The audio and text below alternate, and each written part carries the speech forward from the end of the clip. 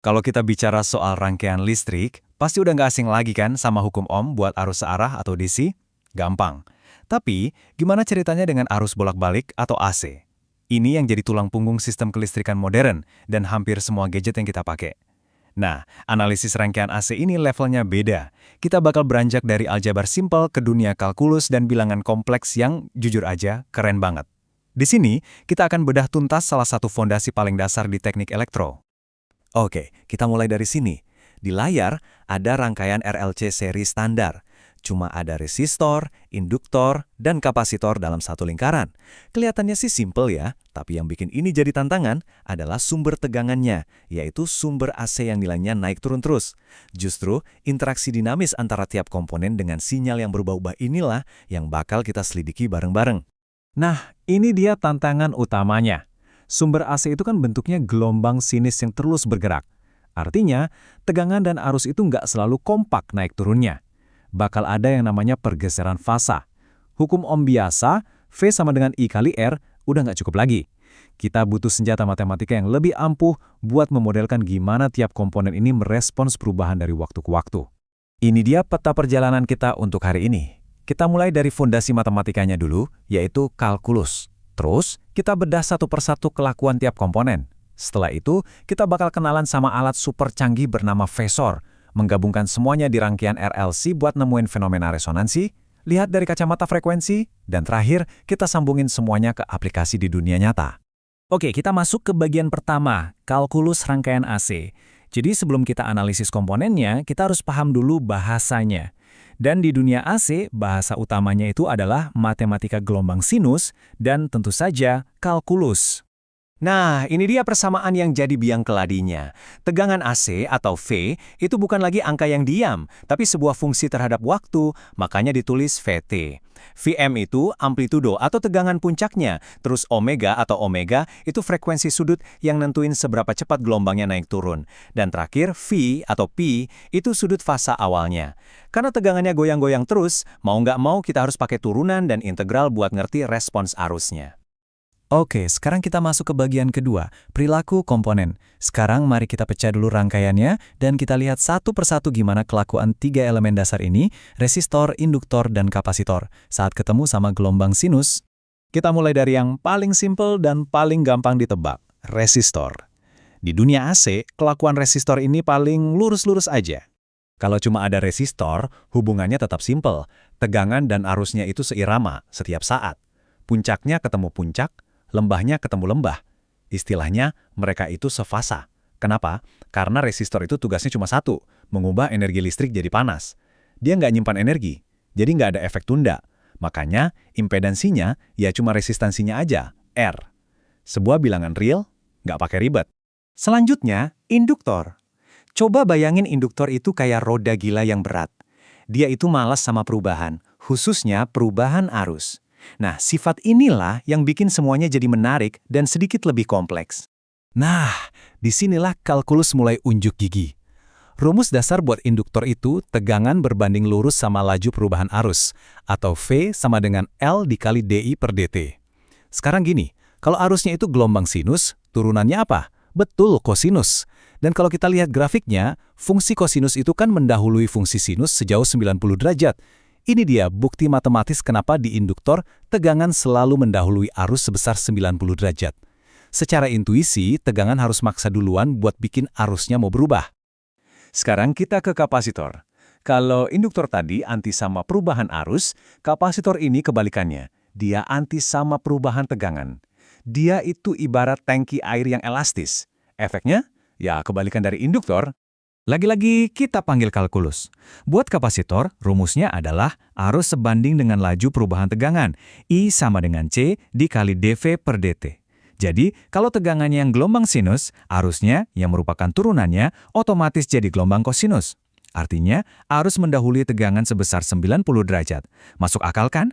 Arus harus ngalir dulu buat ngisi plat kapasitornya, baru setelah itu tegangannya bisa naik. Oke, kita masuk ke bagian ketiga, kekuatan phasor. Jadi kita sekarang berurusan sama persamaan diferensial. Jujur aja, nyelesain ini setiap saat bisa ribet banget. Tapi untungnya para insinyur zaman dulu nemuin cara yang jauh lebih jenius, sebuah alat yang mengubah segalanya. Disinilah letak kejeniusan analisis AC. Coba lihat perbandingannya. Di kiri kita punya domain waktu, tempat kita harus jungkir balik sama persamaan diferensial. Rumit. Di kanan kita pindah ke domain fasor. Di dunia ini, operasi turunan yang susah, D per dt, secara ajaib berubah jadi perkalian simpel dengan JW omega, di mana J itu bilangan imajiner. Persamaan diferensial yang bikin pusing, tahu-tahu jadi aljabar biasa.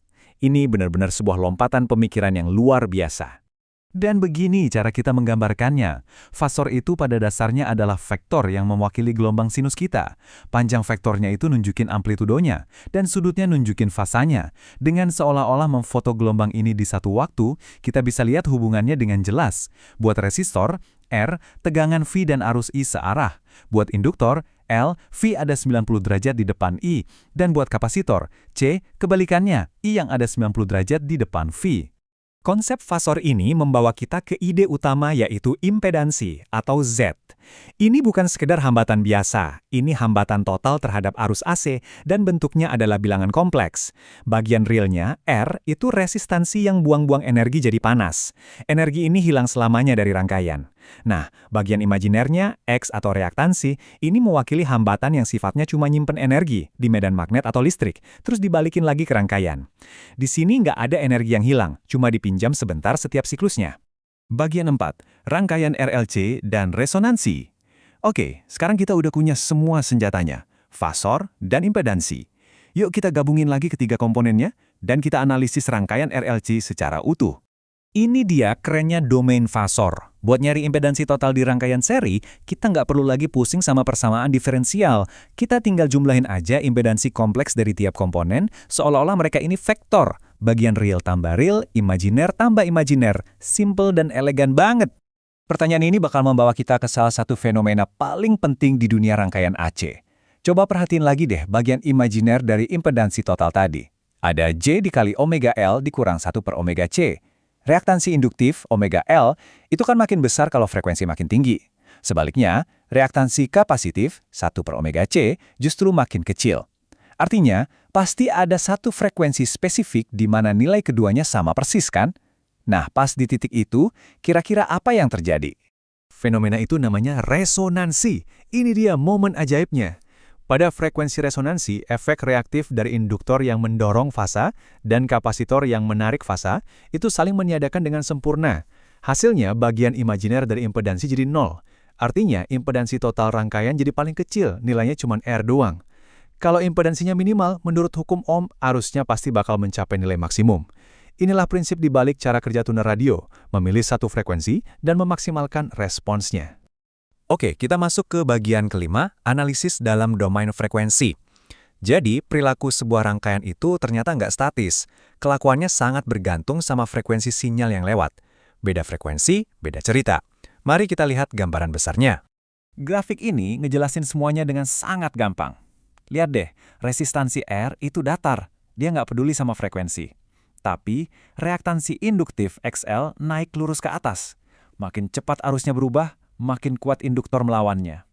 Sebaliknya, reaktansi kapasitif XC malah turun. Makin tinggi frekuensi, makin gampang arus ngelewatin kapasitor. Memahami kelakuan ini adalah kunci buat merancang filter elektronik, yang tugasnya yaitu melewatkan frekuensi yang kita mau dan memblokir yang nggak kita mau. Oke, bagian terakhir dan yang paling penting, aplikasi di dunia nyata. Buat apa sih kita pusing-pusing belajar ini semua? Oh, penting banget, karena konsep ini ada di balik hampir setiap alat elektronik dan sistem kelistrikan yang kita pakai sehari-hari. Yuk kita tutup dengan contoh rekayasa yang sangat krusial, koreksi faktor daya. Beban industri kayak motor-motor besar itu kan sifatnya induktif, yang artinya arusnya ketinggalan dari tegangan. Ini menciptakan daya reaktif yang seolah-olah terbuang di jaringan listrik dan bikin sistem jadi nggak efisien. Nah, para insinyur pakai prinsip yang barusan kita pelajari buat ngatasin ini. Mereka hitung daya reaktif yang nggak diinginkan itu, terus mereka pasang bank kapasitor. Kapasitor ini menghasilkan daya reaktif yang arahnya berlawanan, yang secara efektif membatalkan efek induktif dari motor tadi. Hasilnya, arus jadi sefasa lagi sama tegangan. Ini bukan cuma teori di buku, ini praktek standar yang menghemat energi dan uang dalam skala masif di seluruh dunia. Jadi, seperti yang kita lihat, dari kalkulus dasar sampai efisiensi jaringan listrik, listrik global, pemahaman mendalam tentang rangkaian AC adalah alat yang sangat kuat.